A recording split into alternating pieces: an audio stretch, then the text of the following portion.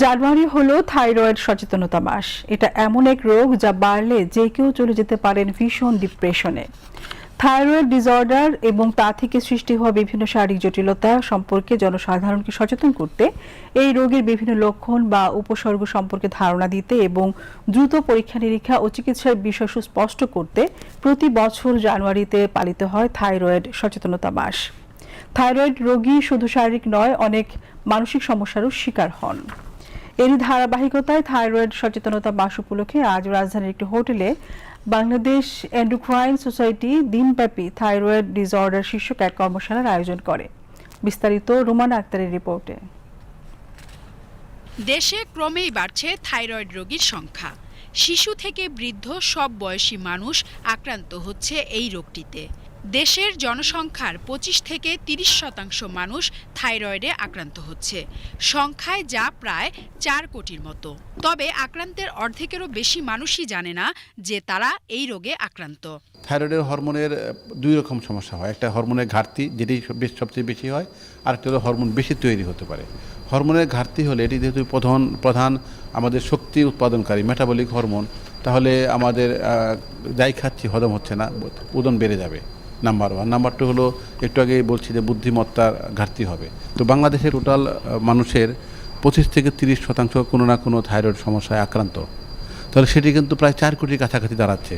কিন্তু সেই হিসাবে কিন্তু বড় ধরনের কোনো উদ্যোগ কারো চোখে পড়ছে না যে এত মানুষকে সেবা দেওয়ার জন্য আমাদের কি করতে হবে। থাইরয়েডের সেবার মাত্রা মান কিন্তু পরিবর্তন হতে পারে কিছুটা, কিন্তু এই 70 জন দিয়ে তো সারা দেশের সেবার মান চেঞ্জ করা যাবে না। তাহলে আমরা ধারাবাহিকভাবে কাজগুলো করতে চাই। শহরের মানুষ কিছুটা সচেতন হলেও গ্রাম পর্যায়ে অজ্ঞতার কারণে থাইরয়েড রোগীর সংখ্যা দিন দিন বাড়ছে। এমন প্রেক্ষাপটে সারা বিশ্বের মতো বাংলাদেশেও জানুয়ারি জুড়ে থাইরয়েড সচেতনতা মাস পালিত হচ্ছে। থাইরয়েড রোগ সম্পর্কে জনসচেতনতা বৃদ্ধি এবং চিকিৎসকদের দক্ষতা উন্নয়নের লক্ষ্যে বাংলাদেশ এন্ডোক্রাইন সোসাইটি আজ রাজধানীর একটি হোটেলে থাইরয়েড ডিসঅর্ডারস শীর্ষক দিনব্যাপী একটি কর্মশালার আয়োজন করে। কর্মশালায় দেশের বিভিন্ন প্রতিষ্ঠানের এন্ডোক্রিনোলজি, মেডিসিন সহ সংশ্লিষ্ট বিভিন্ন বিভাগের প্রায় 80 জন চিকিৎসক অংশগ্রহণ করেন। পোস্ট ইররেডিয়েশন ছাড়াও অনেক সময় আমরা রেডিয়েশন দিচ্ছি না, কিন্তু রেডিও অ্যাক্টিভ আয়োডিন থেরাপি দেওয়া হচ্ছে কোনো ক্ষেত্রে, সেটাও কিন্তু একইভাবে হাইপোথাইরয়েডিজম করবে। তো কোনো মানুষের যেটা হয় যে এত বেশি ইনফ্ল্যামেশনটা হলো থাইরয়েড, সেটা থেকে মেকআপ করতে পারলো না, তখন তাদের একটা পারসিস্টেন্ট একটা হাইপোথাইরয়েড থেকে যেতে পারে। এই কারণে যদি আমাদের কোনো পেশেন্টের আমরা হাইপোথাইরয়েড পিকচার পাচ্ছি এবং তাকে আমরা হিস্ট্রি নিয়ে জানতে পারতেছি যে বিগত 1 মাসের মধ্যে তার প্রচন্ড গলা ব্যথা ছিল, হালকা জ্বর ছিল, তাহলে আমরা চিন্তা করবো তাহলে এটা ট্রানজিয়েন্ট থাইরয়েডাইটিস কিনা।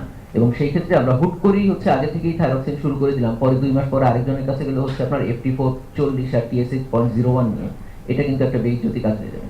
সুতরাং আমাদেরকে আগে ওই হিস্ট্রিটাও একটু নিয়ে রাখতে লাগবে। থাইরয়েড সমস্যায় পুরুষদের তুলনায় নারীরা বেশি আক্রান্ত হচ্ছে বলে জানিয়েছেন বিশেষজ্ঞরা বলছেন, থাইরয়েড সম্পর্কে মানুষকে সচেতন করতে রাষ্ট্রের পাশাপাশি নিজেদেরও এগিয়ে আসতে হবে। সকলকেই ব্যক্তিগত উদ্যোগে, পারিবারিক উদ্যোগে কাজটি করতে হবে।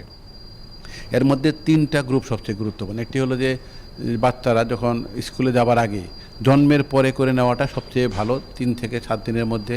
তাহলে আমরা ওই সময় যদি কাজ শুরু করতে পারি, ওর মেধা বিকাশের একটা রাস্তা তৈরি হলো। কমপক্ষে স্কুলে যাবার আগে একবার করা উচিত। দ্বিতীয় হলো, থাইরয়েডের সকল সমস্যায় কিন্তু মহিলাদের বেশি হয়। এখন দেখেন, আপনারা কিন্তু খুব লক্ষ্য করছেন যে অনেক ইনফার্টিলিটি বন্ধ্যাত্বের রোগী বিদেশে যাচ্ছে এবং এদের পিছনে কিন্তু থাইরয়েডের সমস্যা রয়ে গেছে।